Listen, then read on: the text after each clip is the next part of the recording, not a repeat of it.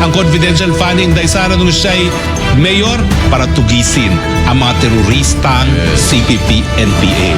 Ito ang reaksyon ni dating presidential spokesperson Attorney Harry Roque hinggil sa panawagan ng ilang makakaliwang mambabatas na imbestigahan ng Commission on Audit ang confidential funds ni Vice President Sara Duterte noong siya ay alkalde pa ng Davao City. Batay Kwentro ang pinakamataas umanong opisyal ng CPP-NPA sa Sorsogon. 2021 pa raw dapat ikinasang operasyon pero naantala dahil sa malapalos na suspect.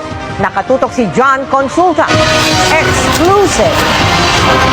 Dahil sa ilang araw na pag-uulan, basa pa ang lupa na dinaanan sa dahang-dahang pag-akyat ng mga intelligence operatives ng PNP sa masukol na gubat na ito sa Kasiguran, Sorsogon pagdating sa sinasabing kuta ng kanilang target. Umalingaw-ngaw na ang palitan ng puto.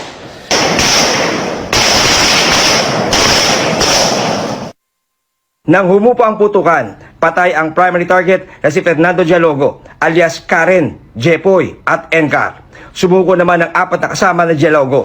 Ayon sa PNP, si Dialogo ang pinakamataas na opisyal ng CPP-NPA sa Sorsogon. He is considered the most heavily armed component dyan sa area po ng region ng Sorsogon. Itong operation na to, it dates back to year 2021. Medyo nahirapan nga ang tropa natin kasi palipat-lipat sila and they are really very highly mobile. Nasabat sa grupo ang tatlong M16 Armalite, isang M203 grenade launcher at mga bala. Bukod sa Sorsogon, may operasyon din sa Masbate at Mindoro na kabilang sa warrant of arrest na isisilbi dapat sa kanya. This operation is based on the serving of 8 warrants, 5 of which are involving murder and yung isa on violations of anti-terrorism law and the other 2 is sa firearms and ammunitions law. Sa hiwalay na operasyon, naaresto ng PNP ang isa sa National Most Wanted at CPP-NPA personality na si Romeo Cudal alias Mon sa probinsya ng Quirino. May patong sa ulo na 750,000 pesos si Cudal na wanted sa kasong multiple murder, direct assault with murder na miyembro umano ng komunistang grupo noon pang dekada 80. Ayon sa Armed Forces of the Philippines, meron na lang 1,800 na miyembro ang CPP-NPA sa buong bansa mula Kasi siya talaga yung patunay na kaya nating masupil ang mga teroristang CPP-NPA. At yung kanyang 650 confidential fund, yan ay siguradong gagamitin laban sa mga teroristang CPP-NPA. Ang nakapagtataka, bakit ang liderato ng Kamara ay sumunod naman doon sa mga kalaban ng gobyerno at binaliwala yung kaalyado ng administrasyon sa unit team. CR ang principal ng elementary school sa Cavite kung saan nagturo ang inarestong teacher noong isang linggo dahil sa umano'y pagdukot at pangahalay ng kanyang grade 5 student.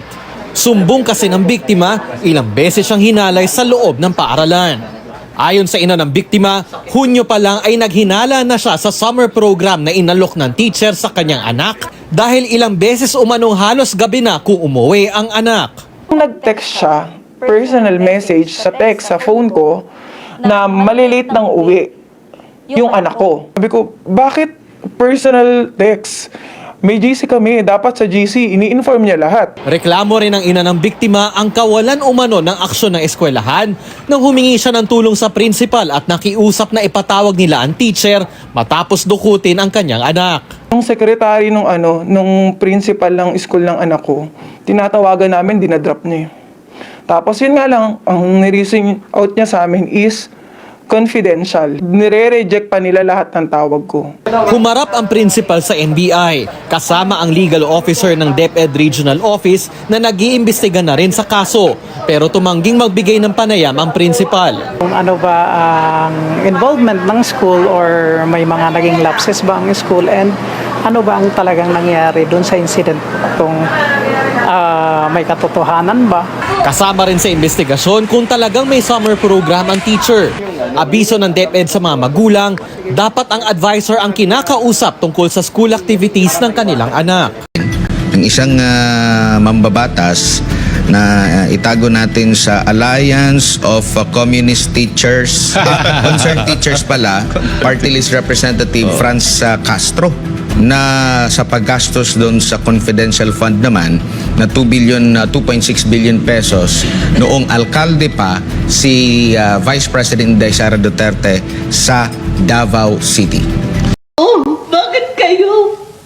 Principles and beliefs have separated this mother and daughter. At the Senate, a mother, Relisa Lucena, seeking help from authorities after her activist daughter left home and went missing. At the House of Representatives, the daughter, Alicia Lucena, surfacing with the representatives from the left-leaning Makabayan bloc. Ako dapat yung pumuprotekta sa anak ko. Bakit kayo? Ako dapat yung kasama ng anak ko. Bakit kayo? I preferred not to talk to them. Kasi super hostile po nung approach nila sa akin. Tapos nung panahon po nung nasa bahay po ako ay dinadala nila ako sa Camp Aguinaldo, sa Camp Bagong Diwa. Dahil sa pagiging activista ko po. Earlier, Alicia and 4 other students were reported missing, prompting a Senate committee to launch a probe on students being recruited to join leftist organizations and eventually becoming fighters of the Communist New People's Army. Police and military officials are in full force at the Senate, but invited activists are a no-show. Alicia and another student, Lori Vica Alaman, of legal age, surfaced and insisted that it was their personal decision to pursue activism and leave home. Kaya po tayo tumututol sa CPP-NPA hindi dahil sila komunista, hindi na po krimen yan.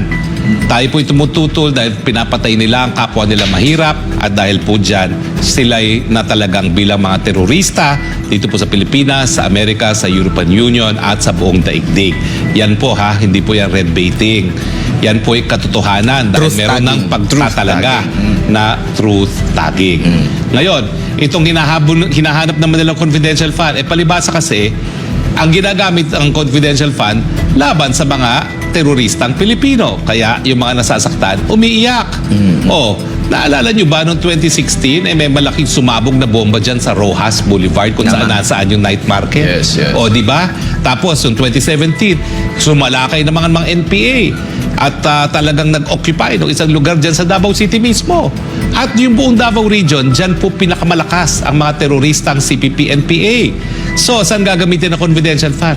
Siyempre, una-una, hindi lang pagkalap ng impormasyon kung nasa ng mga kalaban, kung hindi para itaas ang antas sa kabuhayan doon sa mga barangay na pinapasok ng mga terorista.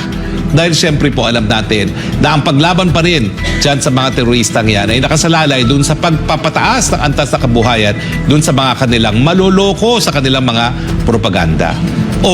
Di ba ngayon ang Davao commemorating its first year as insurgency-free?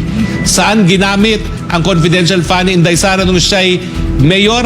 Para tugisin ang mga teroristang CPP-NPA. At sa tingin ko, kung nagawa niya yan sa Davao na insurgency-free samantalang nasa gitna siya ng mga lugar na alam nating hotbed ng terorismo. Come from the